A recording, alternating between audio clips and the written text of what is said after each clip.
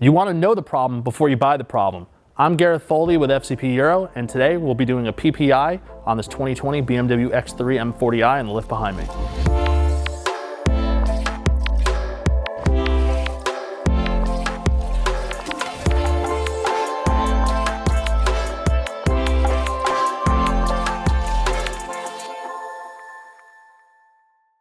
PPI can mean two different things. It can mean pre-purchase inspection or post-purchase inspection.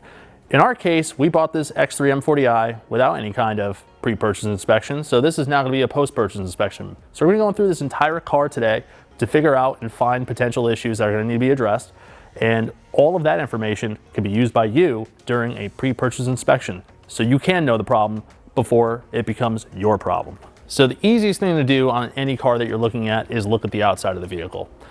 In this case, I'm just looking at body lines. I'm also looking at the condition of the paint. If a car's been in an accident, almost never are the body panels going to line back up. Even the best auto body shop, there's always going to be like a little bit of variance. So you're looking for like seamless lines between the hood and the fender, you know, fender and the bumper. Everything on this car actually looks pretty decent, so I don't think it's been in an accident. The paint is very swirly, probably has not really been well maintained in terms of like keeping the paint in good condition, but this is what you would expect from a 80,000 mile used vehicle that's 5 years old.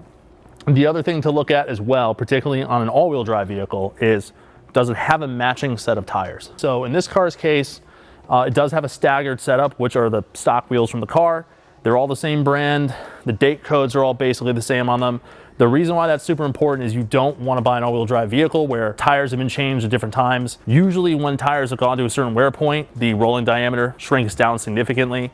That variance in rolling diameter between the front and the back is super bad for the transfer case. Don't want that. Speaking of the exterior, it's also really good to take a look at the lights on the vehicle, right? So in this car's case, this has adaptive LED headlights. Genuine BMW headlights are always going to say BMW adaptive. Aftermarket headlights can't have the BMW trademark on it. You're looking at the condition of the lenses. Is there any kind of fog or moisture that you could see inside of the headlight? If there is, that's a huge problem. Similar situation, you know, fog lights, are they sitting correctly inside the front bumper? I can tell you on these newer cars that have automated driving assistance, so an ADAS system, you know, if the car has hit something, the fog lights could be moved.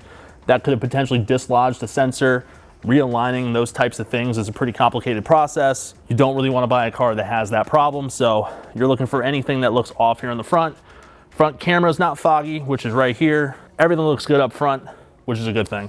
So I mentioned before about all the ADAS sensors. Right here on this G01 X3, we have a camera built into our side mirrors. It is not uncommon to see these things get damaged. You know, people sideswipe stuff all the time because this part of the car sticks out.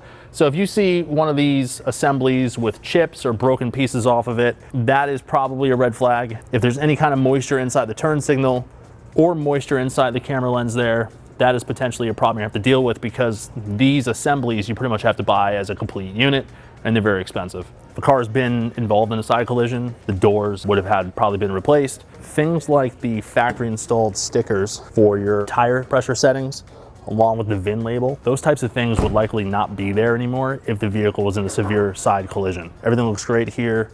All of the fender trim is still there.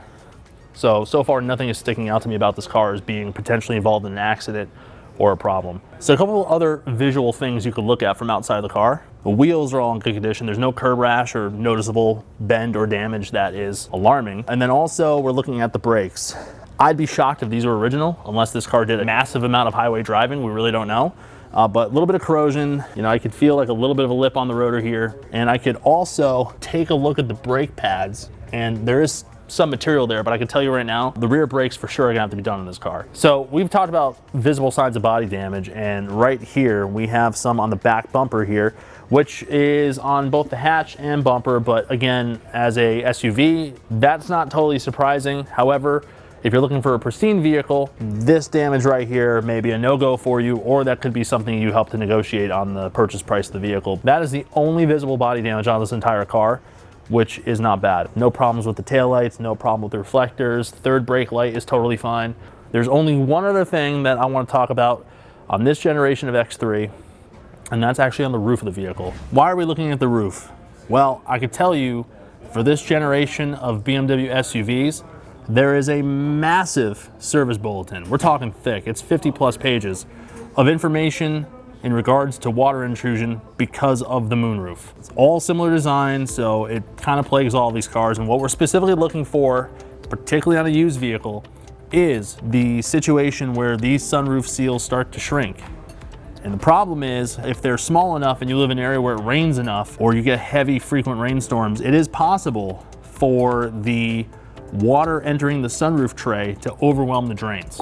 And the drains are also known to clog on these cars as well. So as water starts to fill up this tray, it'll drip over, and usually, most cases, it ends up going down your passenger side A-pillar, so the right side of the car, and the right side floor will be absolutely soaked. It's almost universal on some of these cars. I have seen some instances where the back of the car gets wet, but it's almost always this side for some reason. So what you're gonna wanna do is, this strip right here is a known problem. These things can shrink significantly if the car is parked outside and it's super hot. I've seen some of these where there's 3 to 4 millimeters, that's how much they've shrunk. The other problem on these is the perimeter seal. They're all trimmed to length, and then they are adhered together.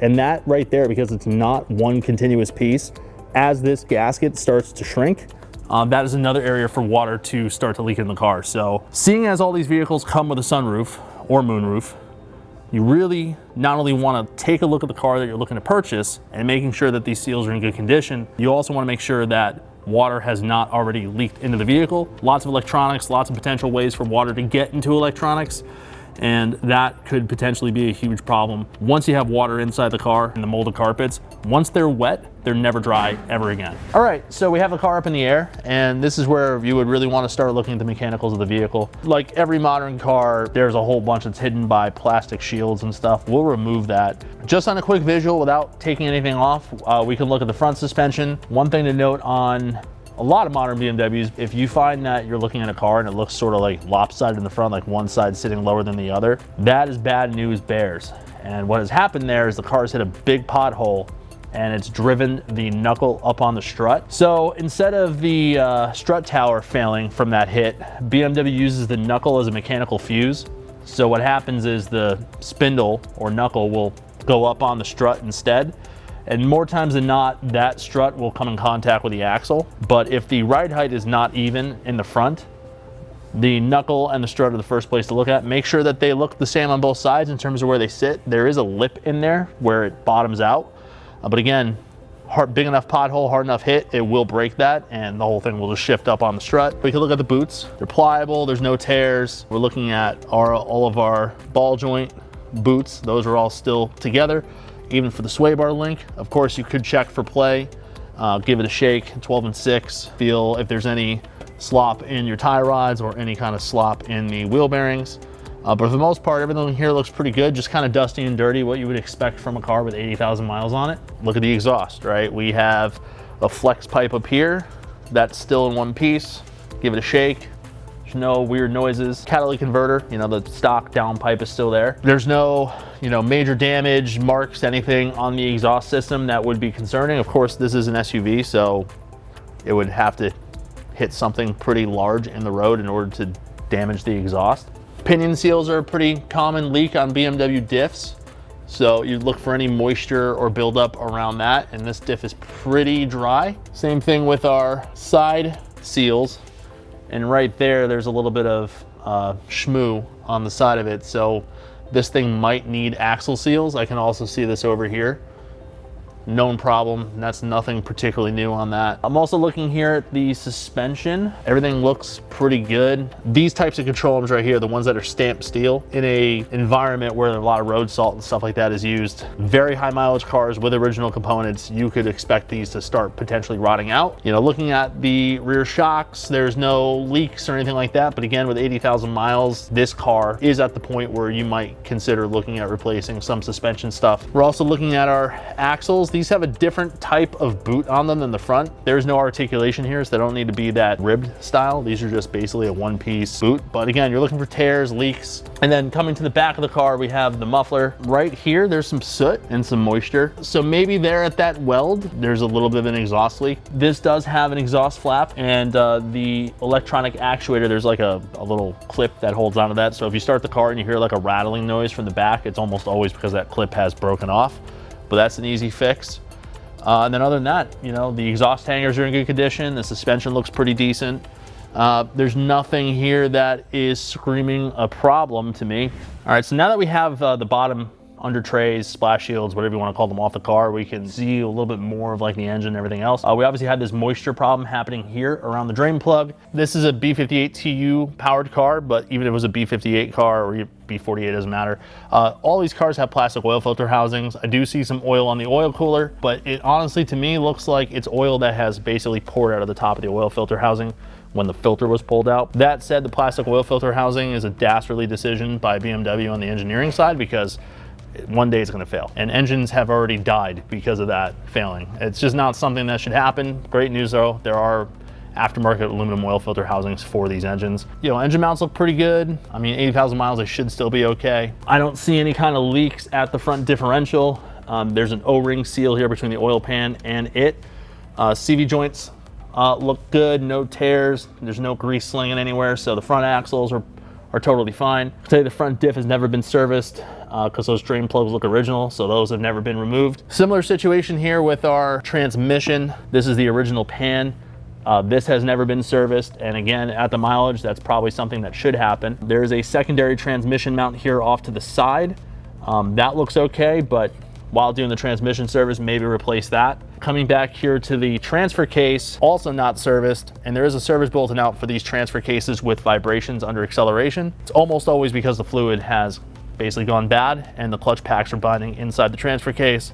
So we'll link you to that service bulletin, but these should be serviced. And then something to be aware of on the X-Drive cars as well. You have this front drive shaft. The U-joints are a potential failure point, and because of their location next to the engine, when these U-joints fail, they always take out the oil pan. One way to tell if the front U-joint is good is if you see any reddish, brownish dust in the area, that means your U-joint is on the way out and you should replace it ASAP, not the U-joint, the drive shaft, because that is not a serviceable part. One thing I did notice is the connection here at the transfer case of the front drive shaft. It is slinging a whole bunch of grease, and the problem here is that's not serviceable either, and maybe this drive shaft needs to be looked at some point. And also, since we're under here, here's the bottom cover for the cooling module, and on these split cooling circuit cars where there's a hot system and a cold system, these are notorious for getting full of debris like leaves and all sorts of stuff. And I'm looking in here right now and I could tell you that cooling module is full of debris, no question. You can probably hear the crunching of the leaves in there. So this should be cleaned out at least once a year. So you have the hood popped, and we're gonna do a quick visual here. This hood cowl gasket is not properly positioned or secured, so we know that some kind of maintenance has happened in this engine bay at some point, maybe. And of course, this engine is very dusty, very dirty. Valve cover looks original, intake manifold's original. Now on these cars, it's a air to water charge cooler in the intake manifold, so you have a bunch of extra coolant hoses and things going through here. We still have the original charge pipe, which of course is plastic.